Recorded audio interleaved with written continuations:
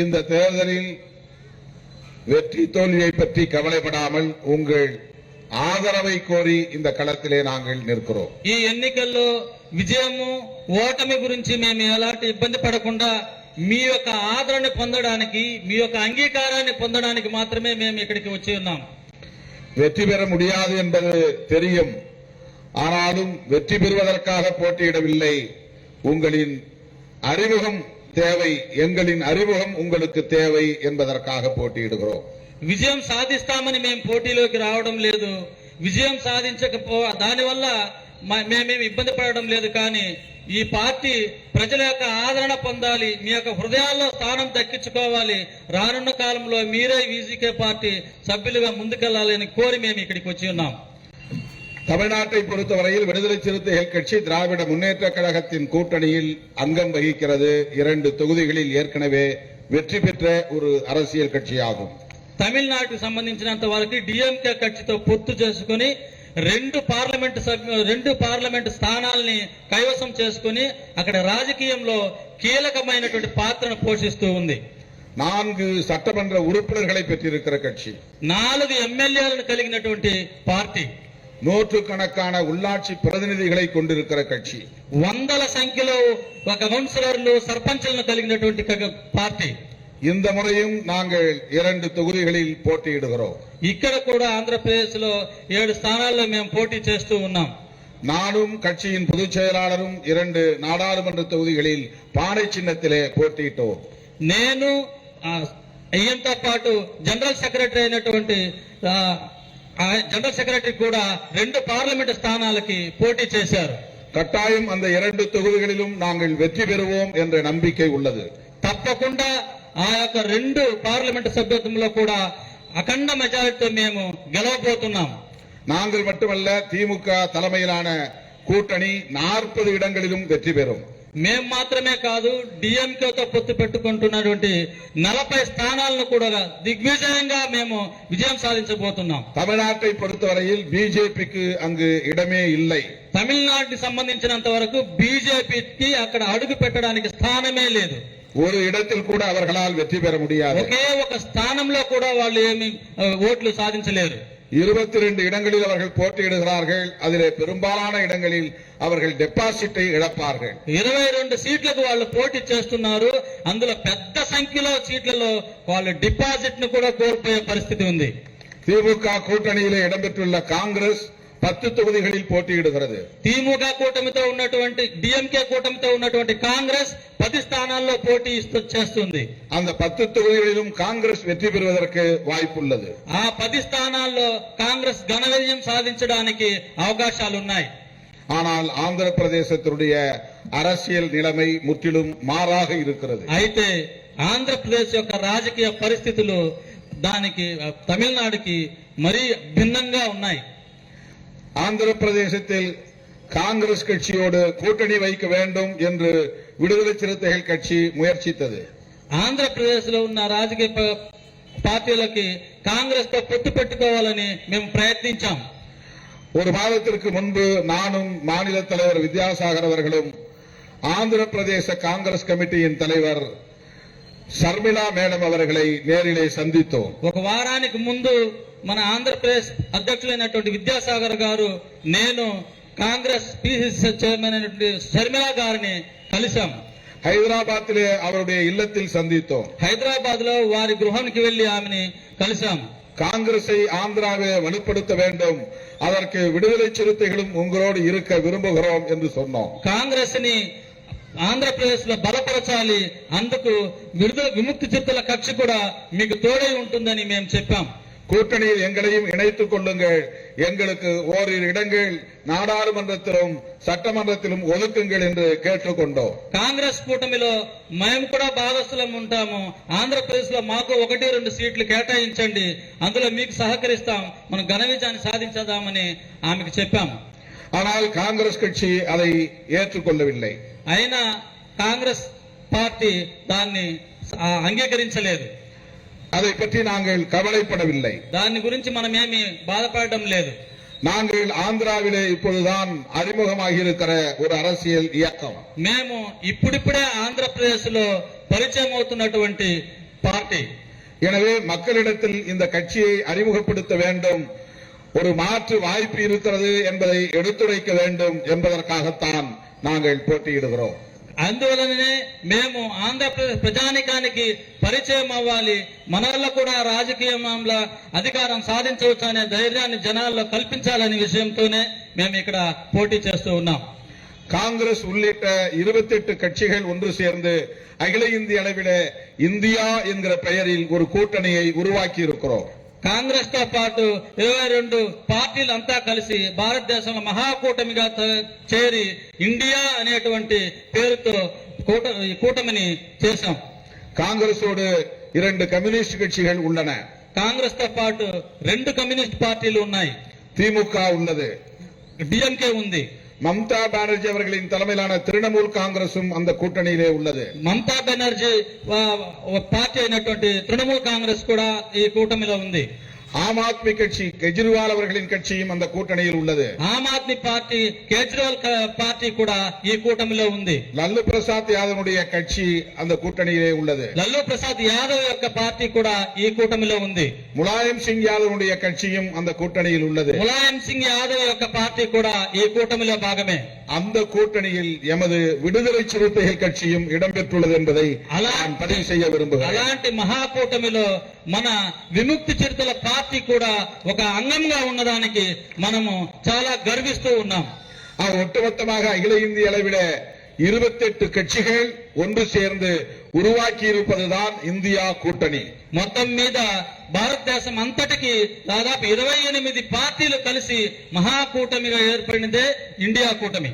அந்த 28 கட்சிகளுள் விடுதலை சிறுத்தைகள் கட்சியும் ஒன்று என்பதை பெருமையோடு சொல்ல கடமைப்பட்டிருக்கிறேன். ఆ 28 పార్టీలతో పాటు విముక్తి చిరుతల పార్టీ ఒక పార్టీ అని మీతో చెప్పడానికి నేను గర్విస్తూ ఉన్నాను. அப்படி இந்தியா கூட்டணியில் இடம்பெற்றுள்ள நாங்கள் இங்கே காங்கிரஸோடு இணைந்து பயணப்பட முடியவில்லை. ఆ ఇండియా కూటమిలో స్థానం సంపాదించినటువంటి మేము ఆంధ్రప్రదేశ్ కి సంబంధించినంత వరకు కాంగ్రెస్ తో మేము ఒక కూటమికి వెళ్ళలేకపోయే పరిస్థితి ఉంది. ஆனால் நாங்கள் போட்டியிடக்கூடிய தொகுதிகளை தவிர மிச்சமுள்ள தொகுதிகளில் కాంగ్రెస్కే ఎంగల్ ఆదరవు என்பதையும் தெரிவித்துக் கொள்கிறோம். అయితే మేము ఎక్కడెక్కడైతే పోటీ చేస్తున్నామో ఆ యొక్క నియోజకవర్గాలు తప్ప మిగిలిన నియోజకవర్గాల్లో మేము మనస్ఫూర్తిగా కాంగ్రెస్ కే మా ఆదరణ తెలియజేస్తూ ఉన్నాం. ஆந்திராவில் உள்ள நாடாளுமன்ற தொகுதிகளில் ஒரே ஒரு குண்டூர் நாடாளுமன்ற தொகுதியில் மட்டும்தான் விடுதலை சிறுத்தைகள் கட்சி போட்டியிடுகிறது. ఆంధ్రప్రదేశ్ సంబంధించినంత వరకు గుంటూరు పార్లమెంటు సభ్యత్వానికి మాత్రమే మేము పార్లమెంట్ కి పోటీ చేస్తూ ఉన్నాం. வேட்பாளர் தான் நம்முடைய ரத்னராஜ். இவர் இந்த பகுதியை சார்ந்தவர். பானை சின்னத்திலே போட்டியிடுகிறார். குண்டா குர்த்து சின்னத்திலே போட்டியிடுகிறார். పార్లమెంట్ సభ్యత్వానికి పోటీ ఇస్తున్నటువంటి వ్యక్తే రత్నరాజు. మన గుర్తే కుంటా గుర్తు. சட்டமன்ற தொகுதிகளை பொறுத்தவரையில் நாங்கள் 9 தொகுதிகளில் போட்டியிடுகிறோம்.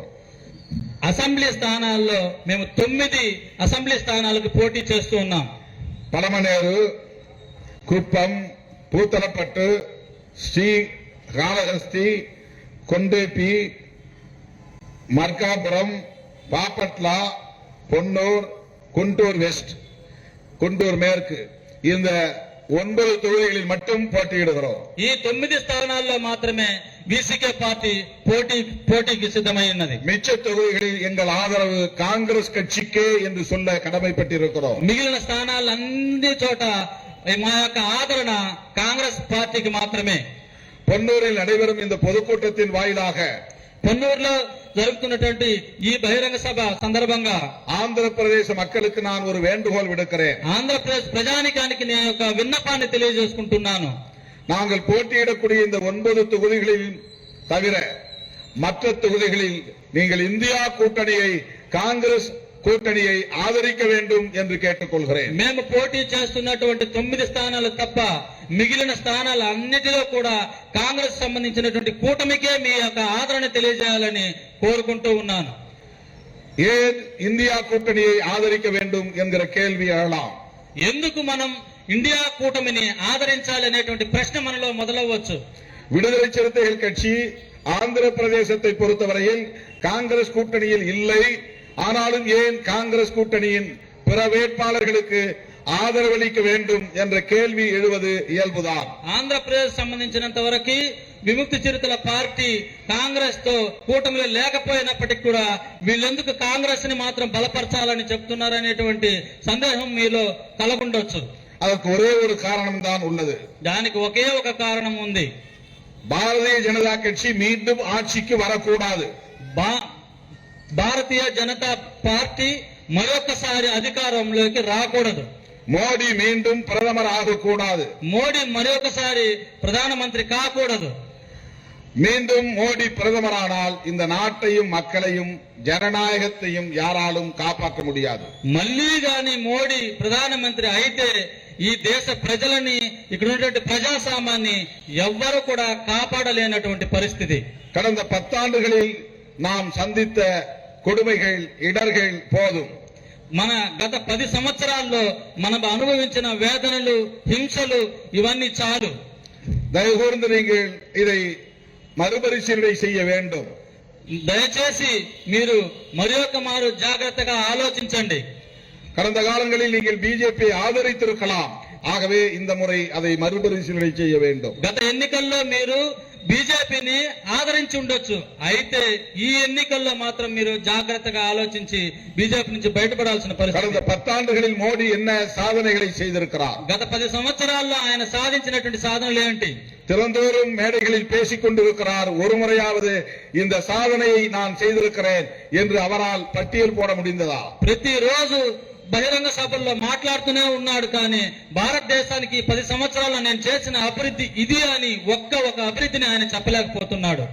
அவர் ஆட்சிக்கு வந்த இந்த 10 ஆண்டுகளில் ஒரு சில கார்ப்பரேட் முதலாளிகள் தான் வளர்ச்சி அடைந்திருக்கிறார்கள். ఆయన అధికారంలోకి వచ్చిన 10 సంవత్సరాల్లో కొంతమంది కార్పొరేటర్లు మాత్రమే అభివృద్ధిలోకి వచ్చి ఉన్నారు. உங்களுக்கு தெரியும், இன்றைக்கு உலகத்தில் உள்ள இந்தியர்கள் அனைவருக்கும் தெரியும் అదానీ అంబానీ ఎన్கிற పెయర్களை. మీకందరికీ తెలుసు ఆ యొక్క కార్పొరేట్ వ్యవస్థలు ఏవని.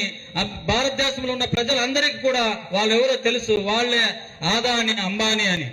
10 ஆண்டுகளில் இவர்கள் 2 பேரும் இன்றைக்கு உலக பணக்காரர்களின் வரிசையிலே முதல் 10 இடங்களில் இடம் பிடித்திருக்கிறார்கள். ఈ 10 సంవత్సరాల్లో ప్రపంచ ధనికులలో మొదటి 10 స్థానాల్లో వీళ్ళ పేర్లు చేర్చబడి ఉన్నాయి. అదానీ என்பவர் மோடியின் நண்பர். అదానీ అనేటువంటి వ్యక్తి మోడీకి స్నేహితుడు. குஜராத் மாநிலத்தை சார்ந்தவர். గుజరాత్ రాష్ట్రానికి సంబంధించినటువంటి వారు. மோடியின் சமூகத்தை சார்ந்தவர். మోడీ యొక్క వర్గానికి సంబంధించినటువంటి వ్యక్తి. மோடி குஜராத்தின் முதலமைச்சராக இருந்தபோது, మోడీ గుజరాత్ ముఖ్యమంత్రిగా ఉన్నప్పుడు అదానీ ஒரு சாதாரண கான்ட்ராக்டர் தான். అదానీ ఒక సాధారణమైనటువంటి కాంట్రాక్టర్ మాత్రమే. அன்றைக்கு குஜராத்திலே அவர் ஒரு பணக்காரராக இருந்தார். அவ்வளவுதானே தவிர அவர் இந்திய அளவில் அறியப்பட்ட ஒருவர் அல்ல. ఆ రోజు గుజరాత్ లో ఒక ధనవంతుడిగా ఉండుండొచ్చు. కానీ భారతదేశం మొత్తానికి ఆయన ధనికుడిగా ఉండలేదు. ஆனால் இன்றைக்கு உலக அளவில் முதல் 10 பணக்காரர்களில் அவர் 4வது இடத்தை பிடித்திருக்கிறார். అయితే ఈ రోజుటికి అదానీ ప్రపంచ ధనికుల స్థానంలో మొదటి 10 స్థానంలో ఆయన ఒక పేరును రాయబడి ఉన్నది. அவர் வளர்ச்சி அடைந்ததற்கு அவருடைய உழைப்பு காரணம் என்று சொல்ல முடியாது. மோடிதான் காரணம், மோடியின் அரசுதான் காரணம். ఆయన ఇలాంటి అభివృద్ధి సాధించడానికి ఆయన శ్రమ అని మనం అనుకోలేము. దానికి మోదీగా కారణం. మోదీ పరిపాలించిన విధానమే దానికి సూచిక. ஆனால் சாதாரண மக்களுடைய நிலை என்ன? అయితే సాధారణమైనటువంటి ప్రజానిక యొక్క పరిస్థితి ఏంటి? வண்டி ஓட்டக்கூடியவர்களின் நிலை என்ன? బండ్లు తోలేటువంటి వాళ్ళ యొక్క పరిస్థితి ఏంటి? மூட்டை தூக்கக்கூடியவர்களின் நிலை என்ன? మొపెట్ తోలేటువంటి వాళ్ళ పరిస్థితి ఏంటి? மண் வெட்டக்கூடியவர்களின் நிலை என்ன? పార పని చేసేటువంటి వాళ్ళ పరిస్థితి ఏంటి? விவசாயம் செய்யக்கூடிய மக்களின் நிலை என்ன? వ్యవసాయదారుని యొక్క పరిస్థితి ఏంటి? நாம் பயன்படுத்தும் ஒவ்வொரு பொருளின் விலைவாசியும் இன்றைக்கு எந்த அளவுக்கு உயர்ந்திருக்கிறது? మనం ఉపయోగించే ప్రతి ఒక్క వస్తువు యొక్క ధర ఏ మోతాదులో పెరిగి ఉన్నదో చూడండి. இதற்கெல்லாம் மோடி அரசுதான் காரணம். వీటన్నిటికీ కూడా మోదీ యొక్క ప్రభుత్వమే కారణం. வெறும் 450 ரூபாய் ஒரு கேஸ் சிலிண்டர் இருந்தது மோடி பிரதமராவதற்கு முன்பு. మోడీ ప్రధానమంత్రి కాకముందు 450 రూపాయలు మాత్రమే ఉన్నటువంటి సిలిండర్ ధర ஆனால் இன்றைக்கு 1200 ரூபாய் விலை உயர்ந்து விட்டது. ఈ రోజు 1200 రూపాయలకి పెంచబడి ఉన్నది. ஒரு லிட்டர் டீசல் 40-50 ரூபாய் அல்லது 60 ரூபாய் என்ற அளவில் தான் இருந்தது. இன்றைக்கு 100 ரூபாயை எட்டிவிட்டது. 1 లీటర్ డీజిల్ ధర 40 నుంచి 50 రూపాయల వరకు ఉన్నటువంటిది ఈ రోజు 100ని దాటింది. இந்த விலைவாசி உயர்வுக்கெல்லாம் மோடி தான் காரணம் என்பதை மக்கள் உணரத் தொடங்கிவிட்டார்கள். ఈ ధరల పెరుగుదలకన్నిటికి కూడా మోడీ ప్రభుత్వమే కారణం, మోడీ కారణమని ప్రజలు ఇప్పుడిప్పుడు తెలుసుకుంటున్నారు. ஜிஎஸ்டி என்கிற பெயரால் வரி விதிப்பு முறையை கொண்டு வந்து இன்றைக்கு எல்லோரையும் அவர் சுரண்டி கொண்டிருக்கிறார். జిఎస్టీ అనేటువంటి పన్నుల విధానం తీసుకొని వచ్చి ఆయన ఏ విధంగా ప్రజల నుంచి దోచుకుంటున్నాడో తెలుస్తా ఉంది. 100 రూபாய் மதிப்புள்ள ஒரு பொருளை இன்றைக்கு நாம் வாங்கினால் கூடுதலாக 18 ரூபாய் கொடுத்து 118 ரூபாய்க்கு வாங்க வேண்டிய நிலை ஏற்பட்டிருக்கிறது. 100 రూపాయలు విలువ కలిగినటువంటి వస్తువుకి 100 రూపాయలు ఇచ్చి కొనగలిగినటువంటి వస్తువుని జిఎస్టీ పెంచడం వల్ల 118 రూపాయలకి దాన్ని కొనాల్సిన పరిస్థితికి వచ్చింది. அதிலும் ஏழை மக்கள் பாதிக்கப்படக்கூடிய வகையில் தான் இந்த வரி விதிப்பு முறை இருக்கிறது. అది పేద ప్రజలు కొనబడేటువంటి వస్తువుల మీదనే ఈ యొక్క పన్ను విధానం ఉంది. வைர நகை வாங்கக்கூடியவர்களுக்கு வைர நகைகளுக்கு இருக்கிற ஜிஎஸ்டி வெறும் 4% தான். డైమండ్లు అంటే వజ్రాలు కొనేటువంటి వాళ్ళకి వజ్రాల మీద ఆయన వేసినటువంటి పన్ను కేవలం 4% మాత్రమే. ஆனா நம்ம வீட்டு பிள்ளைகள் படிக்கிற குழந்தைகள் பள்ளி குழந்தைகள் வாங்குகிற பால்பாயின் பெண்ணுக்கு 18 ரூபாய். అయితే మన ఇంట్లో చదువుకున్నటువంటి చిన్న బిడ్డలు రాసే ఉపయోగించేటువంటి బాల్ పెన్నుకు మాత్రం 18% పన్ను పెంచారు. மோடி அரசு உயர்ந்தவர்களுக்கு, மேல் சாதிக்காரர்களுக்கு, முன்னேறியவர்களுக்கு, கார்ப்பரேட்டுகளுக்கான அரசு.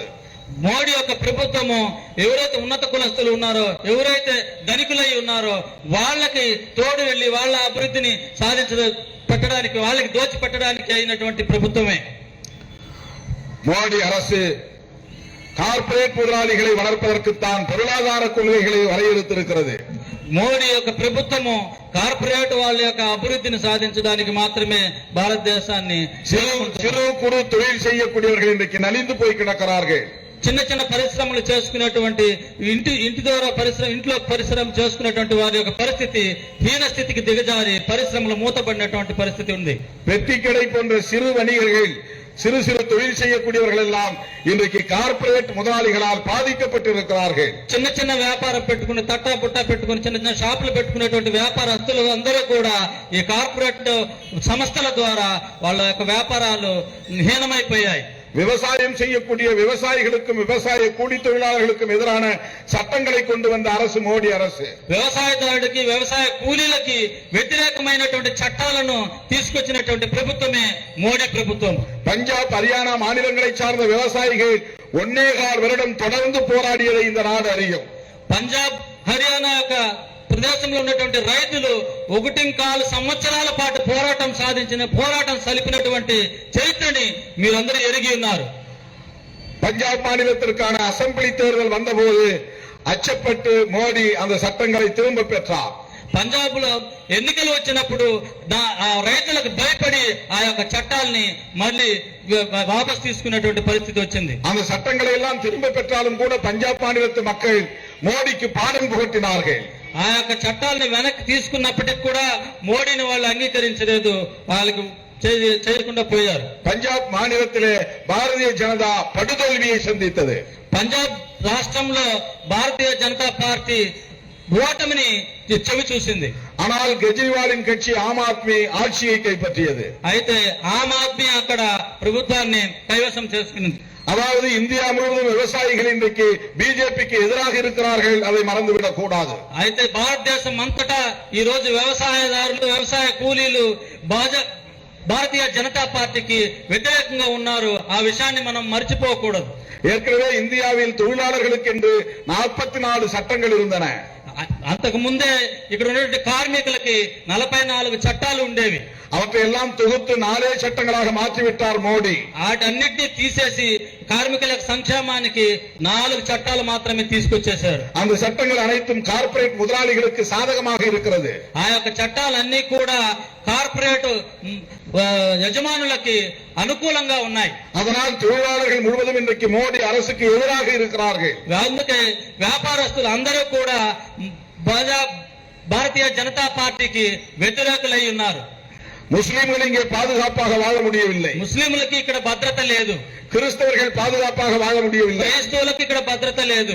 முஸ்லிம்களையும் கிறிஸ்தவர்களையும் அந்நியர்களைப் போல நடத்துகிறார்கள். ముస్లింలని క్రైస్తవుల్ని వారేదో వేరే దేశస్తుల్లాగా ఇక్కడ చూస్తున్నారు. அவர்களுக்கு எதிரான வெறுப்பு அரசியலை தொடர்ந்து விதைக்கிறார்கள். వాళ్ళ మనసులో విరక్తి రాజకీయాల్ని వీళ్ళు దినదినం వాళ్ళని అలా చేస్తూ ఉన్నారు. முஸ்லிம்களும் கிறிஸ்தவர்களும் இந்த மண்ணின் பூர்வீக குடிகள் தான். ముస్లింలు క్రైస్తవులు కూడా ఈ భారతదేశంలో అనాది కాలం నుంచి బ్రతుకుతున్నటువంటి వాళ్ళే. ஆனால் மதத்தின் பெயரால் முஸ்லிம்களையும் கிறிஸ்தவர்களையும் அந்நியர்களைப் போல அயல்நாட்டவர்களைப் போல நடத்துகிறது பாரதிய ஜனதா கட்சி. అయితే మతం పేరిట వాళ్ళని ఇతర దేశస్తులాగా అట్లా క్రూరంగా వాళ్ళని చదిపిస్తూ ఉండడం మనం చూస్తున్నాం. ஆகவே முஸ்லிம்களும் கிறிஸ்தவர்களும் இந்தியாவிலே மோடிக்கு எதிராக இருக்கிறார்கள். అయితే భారతదేశంలో ముస్లింలు మరియు క్రైస్తవులు మోడీ ప్రభుత్వానికి వ్యతిరేకంగా ఉన్నదాన్ని మనం గమనించాలి. ஒட்டுமொத்த இந்தியர்களை இந்துக்கள் என்றும் இந்துக்கள் அல்லாதவர்கள் என்றும் மோடி அரசு பிரிக்கிறது.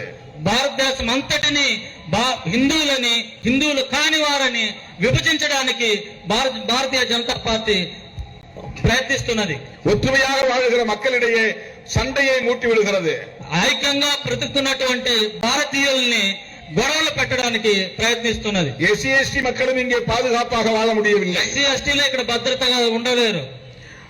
சாதி சண்டைகளை தூண்டி விடுகிறார்கள். కుల వ్యతిరేక కుల జగడాలను పెడుతూ ఉన్నారు. சாதி வெறியர்களை ஊக்கப்படுத்துகிறார்கள். కుల గర్వాన్ని కుల ఉన్మాదాన్ని వీళ్ళు ప్రేరేపిస్తున్నారు. சாதி வெறியர்களை பாதுகாக்கிறார்கள்.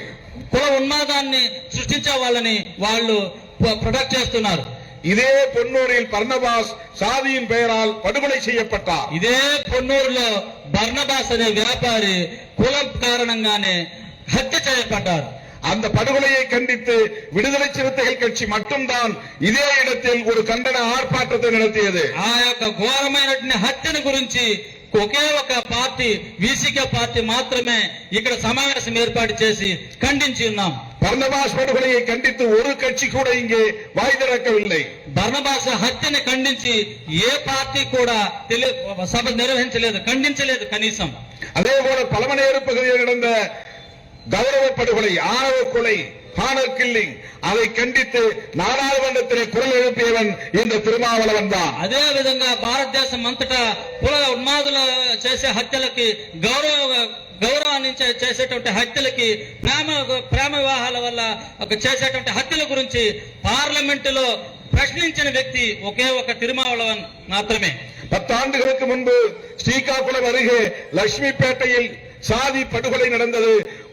கிராமத்துக்கு 5 మందిని హత్య చేసినటువంటి సంఘటన జరిగింది. உடனடியாக அந்த பகுதிக்கு சென்று படுகொலை செய்யப்பட்ட குடும்பத்தினரை சந்தித்து ஆறுதல் சொன்னேன். ఆ విషయం తెలుసుకున్న వెంటనే పరిగెత్తా వెళ్లి లక్ష్మీపేటలో ఎవరెవరైతే చనిపోయారో వాళ్ళ ఇళ్లకి వెళ్లి వాళ్ళకి ఓదార్పుని తెలియజేశాను. படுகாயமுற்று மருத்துவமனையில் இருந்தவர்களை சந்தித்து ஆறுதல் சொன்னேன். అక్కడ హాస్పిటల్లో ఉన్నటువంటి దెబ్బల దగ్గర హాస్పిటల్లో ఉన్నటువంటి రోగులను కూడా వెళ్లి పరామర్శించి వచ్చాను. மாலா மகாநாடு அமைப்பின் சார்பில் நடைபெற்ற ஸ்ரீகாகுளத்தில் நடைபெற்ற கண்டன ஆர்ப்பாட்டத்தில் பங்கேற்று உரையாற்றி இருக்கிறேன். మాల మహానాడు ఖండన సభ ఏర్పాటు చేస్తుంటే శ్రీకాకుళంలో అక్కడ కలుసుకొని ఆ యొక్క ఖండనాన్ని నేను చెప్పాను. அந்த படுகொலையை எந்த அரசியல் கட்சியும் ஆந்திராவில் கண்டிக்கவில்லை. ఆ యొక్క హత్యల గురించి ఏ ఒక్క రాజకీయ పార్టీ కూడా నోరెత్తి మాట్లాడలేకపోయింది. இப்படி எண்ணற்ற பல சாதிய வன்கொடுமைகள் இங்கே அரங்கேறிக் கொண்டே இருக்கின்றன. ఈ రాష్ట్రంలో ఎన్నో కుల హత్యలు నిరంతరం కొనసాగుతూనే ఉన్నాయి. தலித் மக்களுக்கு பாதுகாப்பு இல்லை. దళితులకి భద్రత లేకుండా పోతుంది. இந்த மாதிரியான படுகொலைகளை வன்முறைகளை பாரதிய ஜனதா கட்சியும் அதன் பின்னால் இருக்கிற RSSம் ஊக்கப்படுத்துகின்றன.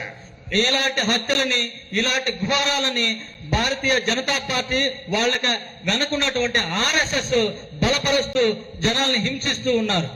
அப்படிப்பட்ட RSS பிஜேபி மீண்டும் ஆட்சிக்கு வந்துவிடக் கூடாது.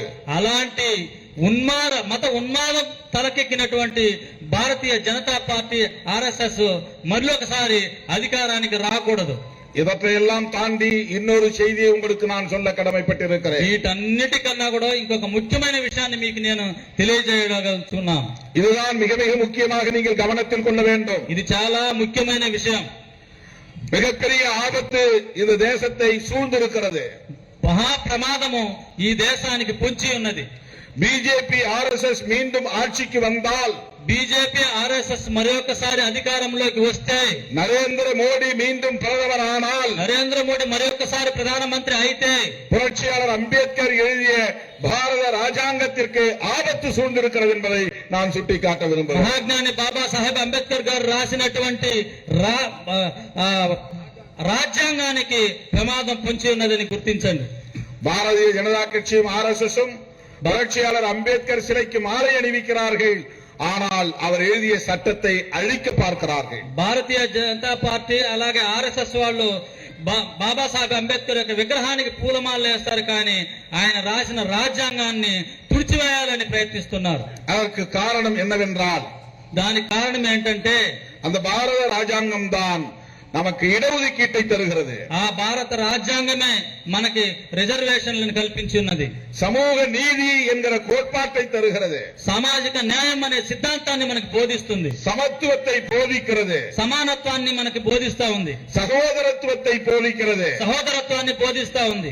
ஒவ்வொரு குடிமகனுக்குமான சுதந்திரத்தை வலியுறுத்துகிறது. ఒక్కొక్క పౌరుడికి ఉన్నటువంటి హక్కులను గురించి మాట్లాడుతూ ఉంది. இது தீவிரமாக நடைமுறைப்படுத்தப்பட்டால் இவ்வளவு காலமாக இருந்த இந்த சாதிய கட்டமைப்பு தகர்ந்துவிடும் என்று அவர்கள் அச்சப்படுகிறார்கள். ఈ రాజ్యాంగం పూర్తిగా అమలు చేయబడితే ఇంతవరకు ఉన్నటువంటి కుల వ్యవస్థ పూర్తిగా నశించిపోతుందని వాళ్ళు భయపడుతున్నారు. அதனால் ஆர்எஸ்எஸ் உள்ளிட்ட சங்க பரிவார அமைப்புகள் பாரத ராஜாங்கத்தை அழித்துவிட வேண்டும் என்று மறைமுகமாக திட்டமிட்டு செயல்பட்டு வருகிறார்கள். అందుకే ఆర్ఎస్ఎస్ దాంతో పాటు కూడినటువంటి సంఘ పరివార శక్తులు అన్ని కూడా భారత రాజ్యాంగాన్ని తుడిచిపెట్టేయాలని ప్రయత్నిస్తూ ఉన్నారు. இடஒதுக்கீடு இருப்பதால் தான் எஸ்சி எஸ்டி மக்கள் படித்து மேலே வருகிறார்கள். రిజర్వేషన్లు ఉండడం బట్టే కొద్దో గొప్ప మాలా మాదిగలు, ఎస్సీ ఎస్టీ బీసీలు కొంచెం చదువుకొని ఉద్యోగాలు సంపాదించుకుంటూ ఉన్నారు. இடஒதுக்கீடு இருப்பதால் தான் ஓபிசி மக்களும் மேலே வருகிறார்கள். రిజర్వేషన్లు ఉండబట్టే ఓబీసీ ప్రజలు కూడా కొంచెం పైకి అభివృద్ధి చెందుకుంటూ వస్తున్నారు. இதனால் 2000 ஆண்டுகளாக கட்டி காப்பாற்றப்பட்ட சமூக ஒழுங்கு சிதைகிறது, அழிகிறது என்ற கவலை அவர்களுக்கு மேலோங்கி இருக்கிறது. దీని వలన 2000 సంవత్సరాలుగా పేదరికంలో ఉన్నటువంటి వాళ్ళ పరిస్థితులు, వాళ్ళకి దాసోహంగా ఉన్నటువంటి వాళ్ళు అభివృద్ధిలోకి వచ్చేస్తున్నారు. ఆ వ్యవస్థ మొత్తం, వాళ్ళు అనుకున్న వ్యవస్థ మొత్తం ధ్వంసమైపోతుందని వాళ్ళు బాధపడుతున్నారు. 1992 நடந்த சம்பவம் ஒன்றை சொல்ல கடமைப்பட்டிருக்கிறேன். 1992లో జరిగిన సంఘటన గురించి మీకు నేను చెప్పాలనుకుంటున్నాను. விபி சிங் பிரதமராக இருந்தது உங்களுக்கு தெரியும். విపి సింగ్ ప్రధానమంత్రిగా ఉన్న రోజులు మీకు తెలుసు. அவர் கூட முன்னேறிய சாதியை சார்ந்தவர் தான். ఆయన కూడా అగ్ర కులానికి సంబంధించినటువంటి వాడే. ராஜ பரம்பரையில் பிறந்தவர் தான். రాజవంశంలో పుట్టినటువంటి వాడే. ஆனாலும் அவரிடத்திலே சமூக நீதி சிந்தனை இருந்தது. అయితే ఆయన యొక్క మెదడులో సాంఘిక న్యాయం అనే సిద్ధాంతం ఉండింది. அவர் பிரதமராக இருந்தபோது அவருக்கு இடதுகரமாகவும் வலதுகரமாகவும் இருந்தவர் అంబేద్కర్ ఇయక్క தலைவர் రామ్విలాస్ పాస్వాన్. ఆయన ప్రధానమంత్రిగా ఉన్నప్పుడు ఆయనకు కుడి ఎడమ భుజాలుగా ఉన్నటువంటి అంబేద్కర్ ఇష్ట అయినటువంటి రామ్ విలాస్ పాస్వాన్. அன்றைக்கு அவர்கள் 2 பேரும் சேர்ந்து ஒரு ముఖ్యమైన முடிவை எடுத்தார்கள். ఆ రోజు వాళ్ళిద్దరూ కలిసి భారతదేశ దళితుల ప్రజల గురించి ఒక ముఖ్యమైనటువంటి నిర్ణయాన్ని తీసుకున్నారు. அன்றைக்கு விபி சிங் ஆட்சிக்கு பிஜேபி ஆதரவு தந்து கொண்டிருந்தது. ఆ రోజు విపి సింగ్ ప్రభుత్వానికి బీజేపీ మద్దతు పలుకుతా ఉంది. அப்போது பிஜேபியின் தலைவராக எல்கே அத்வானி இருந்தார். అప్పుడు బీజేపీ అధ్యక్షుడిగా ఎల్కే అద్వానీ గారు ఉన్నారు. அப்படிப்பட்ட நேரத்திலே துணிச்சலாக அந்த முடிவை எடுத்தார் விபி சிங். అలాంటి సందర్భంలోనే చాలా ధైర్యంగా ఆ యొక్క నిర్ణయాన్ని తీసుకున్నారు విపి సింగ్ గారు. அது வேறொன்றும் இல்லை, అది వేరేం కాదు. பிபி மண்டல் யாதவ் பரிந்துரையை நடைமுறைப்படுத்தினார். அதுதான் அந்த துணிச்சலான முடிவு. బిపి మండల్ కమిషన్ ఇచ్చినటువంటి రిజర్వేషన్, బీసీలకు రిజర్వేషన్ ని ఆయన అమల్లోకి తీసుకొని వచ్చారు. ஓபிசி மக்களுக்கு 27.5% இடஒதுக்கீடு நடைமுறைப்படுத்தப்படும் என்ற முடிவை விபி சிங் எடுத்தார். దాని ద్వారానే ఓబీసీ ప్రజ అయినటువంటి వాళ్ళకి 27% రిజర్వేషన్లు కల్పించాలని ఆయన దృఢంగా ఆ రోజు నిర్ణయించుకున్నాడు. இதை சகித்துக் கொள்ள முடியாத பிஜேபி அன்றைக்கு விபி சிங்குக்கு தந்த ஆதரவை திரும்ப பெற்றுக் கொண்டது. దీన్ని సహించలేనటువంటి బీజేపీ ఆ రోజు మద్దతు ఇచ్చినటువంటి విపి సింగ్ ప్రభుత్వానికి వెంటనే ఆ మద్దతుని విరమించుకున్నారు. விபி சிங் ஆட்சியை கவிழ்த்தார்கள். విపి సింగ్ యొక్క ప్రభుత్వాన్ని కూల్చేశారు. எல்கே அத்வானி ஆத்திரப்பட்டார். ఎల్కే అద్వానీ ఆవేశపడ్డారు. அதை எதிர்த்து பெரிய பேரணியை, ரத யாத்திரையை நடத்தினார். దాన్ని వ్యతిరేకించి ఒక గొప్ప రథయాత్రనే జరిపారు. எஸ்சி எஸ்டிக்கு இடஒதுக்கீடு கொடுத்ததற்காக அந்த எதிர்ப்பு இல்லை. ఎస్సీ ఎస్టీలకు రిజర్వేషన్లు ఇచ్చారని కాదు ఆ యొక్క వ్యతిరేకత. ஓபிசிக்கு இடஒதுக்கீடு கொடுத்ததற்காகவே பிஜேபி ஆர்எஸ்எஸ் ஆத்திரப்பட்டது. ఓబీసీలకు రిజర్వేషన్ ఇవ్వడం కారణంగానే ఆ రోజు వాళ్ళు అంత ఆవేశంగా రథయాత్రను జరపడం జరిగింది. ஆகவே பிஜேபி ஆர்எஸ்எஸ் ஆகிய அமைப்புகளின் நோக்கம் இடஒதுக்கீடு இருக்கக்கூடாது, ஓபிசி மக்கள் வலுப்பெற்றுவிடக் கூடாது என்பதுதான். அதை புரிந்து கொள்ள வேண்டும். అందువలనే ఓబీసీ ప్రజల యొక్క రిజర్వేషన్ ఉంటే వాళ్ళు బలం పుంజుకుంటారు, ఆర్థికంగా అభివృద్ధి చెందుతారు. అది కూడదు అనేది వాళ్ళ యొక్క ఉద్దేశం. ஆனால் ஓபிசி மக்களை ஏமாற்றுவதற்காக நீயும் இந்து நானும் இந்து என்று இந்துத்துவ கோஷத்தை எழுப்புகிறார்கள். అందుకే ఓబీసీ ప్రజల్ని ఏమార్చడంతోనే మతాన్ని చెప్పి నువ్వు హిందువు నేను హిందువు అని వాళ్ళని హిందూ పేరు చెప్పి ఏమార్చి అధికారంలోకి రావడానికి చూస్తున్నారు. அதை ஓபிசி மக்கள் புரிந்து கொண்டதாக தெரியவில்லை. దాన్ని ఓబీసీ ప్రజలు అర్థం చేసుకున్నట్టు తెలియడం లేదు. இப்படிப்பட்ட ஒரு ஆபத்தான நிலையில் தான் நாம் இன்றைக்கு இருக்கிறோம். అలాంటి ప్రమాదకరమైనటువంటి పరిస్థితిలోనే మనం ఉన్నాం ఇప్పుడు. எஸ்சி எஸ்டி ஓபிசி மைனாரிட்டிஸ் இவர்களைத்தான் பகுஜன் என்று நாம் அழைக்கிறோம். ఎస్సీ ఎస్టీ ఓబీసీ మైనారిటీస్ వీళ్ళందరినీ కలిపే మనం బహుజనులు అంటున్నాం. இவர்களுக்கான இடஒதுக்கீட்டை அழிக்க துடிக்கிற இயக்கம் தான் பிஜேபி. వీళ్ళకి ఉన్నటువంటి రిజర్వేషన్ని తుడిచిపెట్టేయాలని అట్లే ఊర్లూరుతున్నటువంటి పార్టీదా బీజేపీ పార్టీ. இந்த பகுஜன் மக்களுக்கான இடஒதுக்கீட்டை பாதுகாக்கிற ஒரு சட்டம் தான் அரசமைப்பு சட்டம், பாரத ராஜாங்கம். ఈ రిజర్వేషన్ ని కాపాడుకుంటూ అమలు పరుస్తున్నటువంటి ఏకైక సిద్ధాంతమే ప్రజాస్వామ్య సిద్ధాంతము, అదే మన రాజ్యాంగం. அதனால்தான் பிஜேபி ஆர்எஸ்எஸ் அமைப்புகள் பாரத ராஜாங்கம் இருக்கக்கூடாது, அதற்கு பதிலாக மனுஸ்மிருதியை கொண்டு வர வேண்டும் என்று துடிக்கிறார்கள். అందువల్లనే భారత రాజ్యాంగం అమల్లో ఉండకూడదు, భారత రాజ్యాంగాన్ని తీసేసి ఆ స్థానంలో మనువాదాన్ని తీసుకురావాలని వాళ్ళు ఉవ్విళ్ళూరుతున్నారు. இன்றைக்கு இந்த உண்மையை போட்டு உடைக்கிறவர் ராகுல் காந்தி. ఈ యొక్క నిజాన్ని కుండబద్దలు కొట్టినట్టు చేస్తున్నటువంటి వ్యక్తి రాహుల్ గాంధీ. இந்தியாவில் கன்னியாகுமரியிலிருந்து காஷ்மீர் வரையில் நடந்தே போனார். భారతదేశంలో కన్యాకుమారి నుంచి కాశ్మీర్ వరకు నడిచే వెళ్ళాడు పాదయాత్రలో. தொடங்கும் போது முடிக்கும் போதும் நான் அதில் பங்கேற்றேன். ఆయన ముగింపు సభలో నేను ఆయన్ని కలిశాను. மணிப்பூரிலிருந்து மகாராஷ்டிரா வரையில் நடந்தே போனார். మణిపూర్ నుంచి మహారాష్ట్ర వరకు నడిచే వెళ్ళాడు. இந்தியாவில் இப்படி ஒரு நடைபயணத்தை இதுவரையில் யாரும் நடத்தியதில்லை. ఇలాంటి పాదయాత్రని భారతదేశంలో ఇంత ముందు ఎవ్వరూ కూడా చేసి ఉండలేదు. அரசியல் உலகத்திலேயே மாவோவுக்கு பிறகு இப்படி ஒரு மாபெரும் நெடும்பயணத்தை நடத்தியிருப்பவர் ராகுல் காந்தி தான். రాజకీయ చరిత్రలోనే ఇలాంటి గొప్ప పాదయాత్రని జరిగినటువంటి వారు రాహుల్ గాంధీ మాత్రం ఒక్కరే మావో తరువాత. மக்கள் சீனம் அமைத்தவர் மாசேத்துங் என்கிற மாவோ.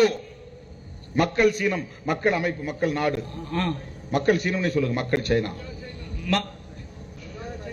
మహా చైనాలో ప్రజాస్వామ్యాన్ని కాపాడేటువంటి ప్రజా చైనా, పీపుల్స్ చైనా, ప్రజా చైనాని ప్రజల గొప్ప ప్రజల్ని కలిగినటువంటి చైనాని మావో సిద్ధాంతంతో పరిపాలించినటువంటి அவர்தான் பல்லாயிரக்கணக்கான மைல்கள் நடந்தார். ఆయనే కొన్ని వేల కిలోమీటర్లు నడిచారు. பெரிய நிலச்சுவந்தார்களின் ஆட்சியை கவிழ்த்தார். గొప్ప ప్రభుత్వాలన్నింటినీ కూడా కూల్చారు. సాధారణ ఉழைக்கிற மக்களுக்கான நாட்டை உருவாக்கினார். కూలి పని చేసుకున్నటువంటి కార్మికుల కోసం ఆ యొక్క దేశాన్ని ఉత్పత్తి చేశారు. எனக்கு தெரிந்த வரையில் அதற்கு அடுத்தபடியாக உலகத்தில் இப்படி ஒரு நடைபயணத்தை நடத்தி சாதித்திருப்பவர் ராகுல் காந்தி தான். నాకు తెలిసినంత వరకు మావో తరువాత అంత గొప్ప పాదయాత్రని జరిపినవాడు రాహుల్ గాంధీ మాత్రమే. எதற்காக நடந்தார்? దేనికోసం ఆయన నడిచారు? కాంగ్రెసை ఆட்சியில் అమర్த்துங்கள் என்று அவர் சொல்லவில்லை. కాంగ్రెస్ ని అధికారంలోకి తీసుకురండి అని ఆయన చెప్పడం లేదు. என்னை பிரதமராக்குங்கள் என்று அவர் சொல்லவில்லை. ప్రధానమంత్రి చేయండి అని ఆయన చెప్పడం లేదు. మోడీ ఆட்சியை தூக்கி எறியுங்கள் என்று சொன்னார். మోడీ ప్రభుత్వాన్ని తీసిపడేయండి, కూల్చేయండి అని ఆయన చెప్తున్నారు. மீண்டும் மோடி ஆட்சிக்கு வந்துவிடக் கூடாது என்று நடந்தார். మరొకసారి మోడీ అధికారంలోకి రాకూడదని ఆయన చెప్తున్నారు.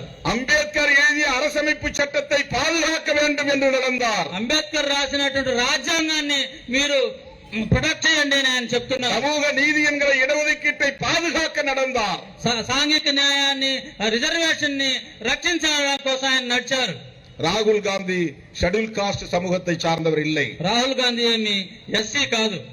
ராகுல் காந்தி அம்பேத்கர் இயக்கத்தை சார்ந்த தலைவர் இல்லை. ఆయన ఏమి అంబేద్కర్ సంఘానికి సంబంధించినటువంటి వ్యక్తి కాదు. அவர் కాంగ్రెస్ కட்சியை சார்ந்தவர். ఆయన కాంగ్రెస్ పార్టీకి సంబంధించినటువంటి వ్యక్తి. காஷ்மீர் பண்டிட் ஜவஹர்லால் நேருவின் பரம்பரையை சார்ந்தவர். కాశ్మీర్ పండిట్ అయినటువంటి జవహర్లాల్ నెహ్రూ సంతతిని పుచ్చుకున్నటువంటి వారు. ஆனால் அவர் அம்பேத்கர் அரசியலை உள்வாங்கி இருக்கிறார். కానీ ఆయన అలాంటి వ్యక్తి అంబేద్కర్ యొక్క సిద్ధాంతాన్ని పుణికిపుచ్చుకొని ఉన్నారు. ఈ రోజు சமூக நீதி கொள்கையை உள்வாங்கி இருக்கிறார். సాంఘిక న్యాయం యొక్క సిద్ధాంతాన్ని అర్థం చేసుకొని ఉన్నారు. ஆகவே அவரும் சொல்லுகிறார், மோடி ஆட்சிக்கு வந்தால் பாரத ராஜாங்கம் இருக்காது என்று கவலைப்படுகிறார். అందువల్లనే రాహుల్ గాంధీ కూడా చెప్తున్నారు, మోడీ ప్రభుత్వం మరి ఒకసారి వస్తే రాజ్యాంగం ఉండదు అని ఆయన చెప్తున్నారు. மோடி மீண்டும் ஆட்சிக்கு வந்தால் இடஒதுக்கீடு இருக்காது என்று கவலைப்படுகிறார். మోడీ మళ్లీ ప్రభుత్వాన్ని అధికారంలోకి వస్తే రిజర్వేషన్లు ఉండవు అని ఆయన బాధపడుతున్నాడు. ஊராய் போய் அதை சொல்லிக்கொண்டே இருக்கிறார். ఊరూరికి వెళ్లి ఆయన ఈ విషయాల్ని తెలియజేస్తూనే ఉన్నారు. அதனால் அச்சப்பட்ட அமித்ஷாவும் மோடியும் இப்போது உணர ஆரம்பித்திருக்கிறார்கள். ఆయన వల్ల భయపడుతున్నటువంటి మోడీ, అమిత్ షా వీళ్ళందరూ కూడా ఇప్పుడు భయపడుతూ ఉన్నారు ఆయనకి. அரசமைப்பு சட்டத்தில் நாங்கள் கை வைக்க மாட்டோம் என்று உணர்கிறார்கள். రాహుల్ గాంధీ ఇలా చెప్పడాన్ని బట్టి భయపడిన వాళ్ళు మేము రాజ్యాంగాన్ని ఏమీ చేయబెట్టము అని ప్రకటిస్తున్నారు. இடஒதுக்கீட்டை ஒழிக்க மாட்டோம் என்று சொல்லுகிறார்கள். రిజర్వేషన్ లో చేపట్టమని చెప్తున్నారు. இது தற்காலிகமாக மக்களை ஏமாற்றுவதற்கான முயற்சி. ఇది పూర్తిగా ప్రజల్ని నమ్మించి మోసం చేసేటువంటి ప్రయత్నం. மீண்டும் மோடி ஆட்சிக்கு வந்தால், మరొకసారి మోడీ ప్రభుత్వం వస్తే இந்தியாவில் தேர்தலே நடக்காது. భారతదేశంలో ఎన్నికల ప్రక్రియ ఉండదు. ஒரே நாடு ஒரே கட்சி, ఒకే దేశం ఒకే పార్టీ, ஒரே நாடு ஒரே ஆட்சி, ఒకే దేశం ఒకే పరిపాలన. மாநிலங்களில் தனித்தனி கட்சிகள் ஆட்சி செய்யக்கூடாது. రాష్ట్రంలో వేరే వేరే పార్టీలు అధికారంలోకి వచ్చే పరిస్థితి ఉండదు.